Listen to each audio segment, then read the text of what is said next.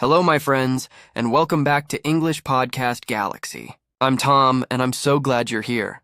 Today's episode is all about easy listening and shadowing practice. You can listen anywhere, on the bus, on your way to work, while taking a walk, or even right before bed. This session is full of simple ideas and easy English words designed to help you relax, understand, and grow your English step by step. You don't need a notebook. You don't need to study hard. Just listen, enjoy, and let English become a natural part of your daily life. Now, today's topic is something very close to my heart: the power of personal passions in language learning. We're going to explore how the things you love, your hobbies, your dreams, and even your little everyday joys can help you unlock your English fluency. So, are you ready? Let's get started. Let's begin with something real. Many learners tell me, Tom, I want to study English better, but it's so boring. I feel tired. I don't know what to say, and you know what? I understand that completely. Sometimes learning a language does feel like work. You repeat words, read long texts, memorize grammar rules, and slowly your motivation starts to fade. You begin to think, maybe I'm just not good at English, but that's not true. Not at all. The problem isn't you. The problem is how you practice. When you only study textbooks, you don't really use English for real life. You don't feel emotion or excitement. It becomes mechanical, just information, not communication. But language isn't a machine. Language is alive. It's emotion. It's connection between people, between hearts. So if you want to speak English naturally, you have to connect it with something real, something that truly matters to you. And that something is your personal passion. Now, what exactly is passion? Passion is simply something you love doing. It can be big or small: painting, cooking, football, traveling, nature, photography, music, technology, anything that brings joy to your heart. Maybe you love gardening. Maybe you enjoy playing the piano. Maybe you're passionate about learning new languages. Or maybe your passion is helping others, teaching children, or caring for animals. Whatever it is, when you talk about your passion, something magical happens. Your face lights up. Your voice becomes stronger. You forget your fear. You begin to express yourself freely without overthinking every word. That's the beauty of passion. It opens your heart. And when your heart opens, your words flow naturally. You stop worrying about grammar and start communicating with feeling. And that is where fluency truly begins. So, how do you connect your passions to English learning? Start by asking yourself a simple question. Why do I want to speak English? Maybe you want to travel the world. Maybe you dream of meeting people from different cultures. Maybe you want to study abroad, get a better job, or maybe you just love the feeling of expressing yourself in another language. All of these are wonderful reasons. But remember, the most powerful motivation always comes from within, from your heart. It's when you say, I want to speak English because I have something to share. You have stories. You have experiences. You have ideas. And you want the world to hear them. That's your why. That's your reason. And once you find it, English learning stops being just study. It becomes personal. All right, let's imagine two English learners. Learner A studies English using a grammar book. He learns about the present perfect, past simple, articles, and phrasal verbs. He memorizes everything perfectly. But when someone asks, so what do you like to do in your free time? He freezes. He doesn't know what to say. Now, Learner B learns English in a completely different way. She loves baking. She watches English videos about recipes, reads food blogs, writes her own notes in English, and even chats with other bakers online. After some time, she begins to speak English, not perfectly, but naturally, confidently, fluently. Why? Because she's connected English to something she truly loves. And that's the difference. So, ask yourself, what are my interests? What do I love doing in my free time? Maybe you love music. Then watch interviews with your favorite singers in English. Maybe you love movies. Watch them with English subtitles and notice how people really speak. Maybe you love traveling. Read travel blogs and write short stories about your adventures. When your English practice connects with your life, it stops feeling like study. It starts feeling like living. Now let's look at a few simple, practical ways to use your passions to boost your English. Watch or read about your interests in English. If you love cooking, find English recipe videos. If you're into cars, read car reviews in English. If you enjoy photography, follow English-speaking photographers online. You'll learn real useful words that actually matter to you. Keep a small English journal about your passion. Every night, write just 2 or 3 sentences. For example, today I played the piano. I learned a new song. It was difficult, but I felt happy. Simple sentences, but real ones from your own life. And that makes all the difference. Talk to yourself in English. Yes, really. It's perfectly okay to talk to yourself. For example, when you're cooking, describe what you're doing. I'm cutting tomatoes. I'm adding some salt. I'm stirring the soup.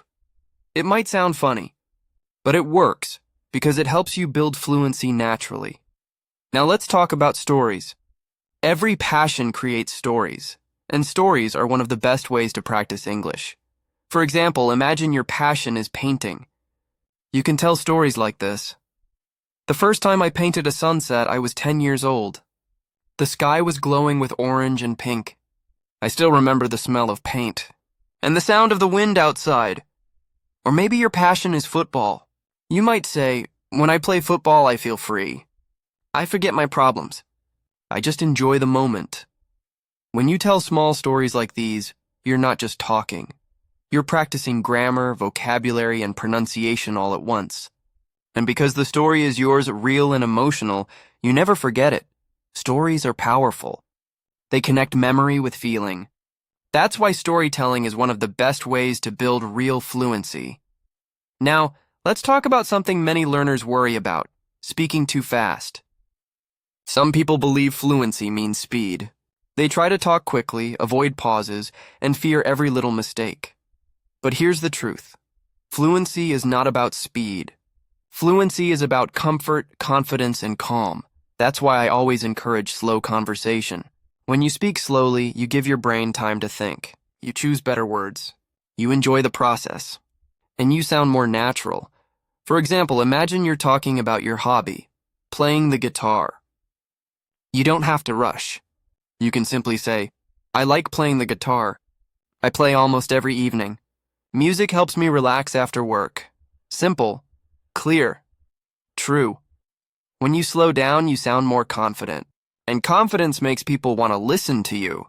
So don't try to copy fast native speakers. Instead, focus on being clear, calm, and authentic. That's what real fluency sounds like. Now, let's talk about something beautiful: the joy of connection. When you talk about your passions in English, you're doing more than learning a language. You're connecting with people. Maybe you post a photo of your artwork online, and someone from another country comments, "Wow, that's beautiful."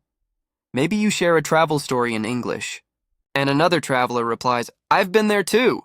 Maybe you join a community of learners who share the same hobby, and suddenly, English becomes a bridge to friendship.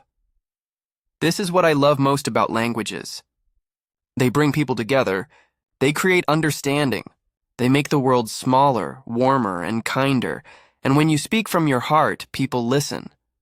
Sometimes our passions even grow into a bigger purpose. Maybe you start learning English just to talk about your favorite books, and one day, you're helping others discover those same books. Maybe you learn English to understand song lyrics, and later, you start writing your own songs. That's how passion transforms into purpose. And purpose gives you the energy to keep going, even when learning feels hard. So don't study English just to pass a test. Study English to express yourself, to share your ideas, your feelings, your voice with the world. Let's look at some real stories, real examples of how people improve their English through passion. One learner absolutely loved movies. She made a simple plan: to watch one English movie every week. At first, she could only catch a few words here and there, but she didn't give up. She kept watching week after week, and after 1 year, she could describe the stories easily, and her listening skills became amazing. Another learner had a deep love for animals. He started watching videos about animal care in English. Along the way, he learned new words like rescue, shelter, and wildlife. Then he joined an online community for animal rescuers, and now he writes English posts every week. And there was another student who was passionate about fitness. He followed English-speaking coaches on YouTube, listened to how they talked about training, diet, and motivation, and copied their expressions. Now, he speaks confidently about health and fitness, all because he learned English through his passion. These stories show something powerful. English fluency grows faster when the topic feels alive inside you. Of course, there will be days when you feel tired or unmotivated. That's completely normal. Even people who love what they do have lazy days. When that happens, look for small sparks of inspiration. Listen to a short English podcast about your hobby. Read just one short paragraph. Watch a quick video. Or talk to a friend who shares your interest. You don't need to study for hours every day. You just need to keep your English heart alive. A few minutes of real, joyful practice is enough, because consistency is stronger than perfection. And remember, language isn't just about words. It's about emotion. When you feel something deeply, your brain remembers it. That's why connecting English with emotion helps you remember faster and better.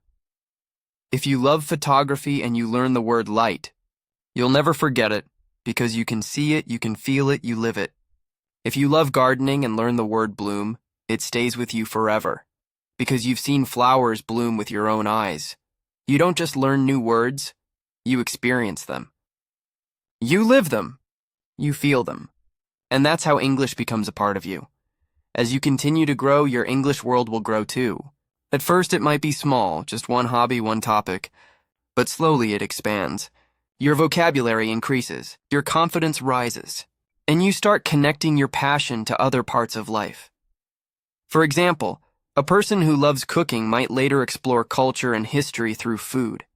Someone who loves music might discover poetry and creative expression. And a person who loves technology might realize how English connects people across the world in one global community. Your English world will become richer and deeper with every single day, and remember, never be afraid of mistakes. They're not failures. They're simply part of learning, part of growing. When you talk about your passion, mistakes don't really matter, and because your message is always more important than your grammar. If you say something like, "I very like cooking," people will still understand you. They'll smile because they can feel your enthusiasm. Later, with time and practice, you'll naturally correct yourself. "I really like cooking." That's how we learn. Not by waiting for perfection, but by doing, by trying, by speaking. So remember this truth. Fluency is not the absence of mistakes. Fluency is the presence of courage. My friend, hold on to this message. Fluency isn't about speed or perfection. It's about connection. It's about speaking with feeling, with honesty, and with joy. When you connect your English learning to your personal passions, you build a bridge between your heart and your words. Every time you talk about what you love, your English becomes stronger, brighter, and more alive. So go find your passion. Live it in English. Read about it. Write about it. Think about it. Make English part of your world, not just a subject but a companion, a friend on your journey. Thank you so much for listening to English Unleashed. I'm Tom, and I hope this episode reminded you that learning English can be simple, personal, and full of joy. Until next time, keep speaking, keep dreaming, and as always, speak with your heart. Bye for now.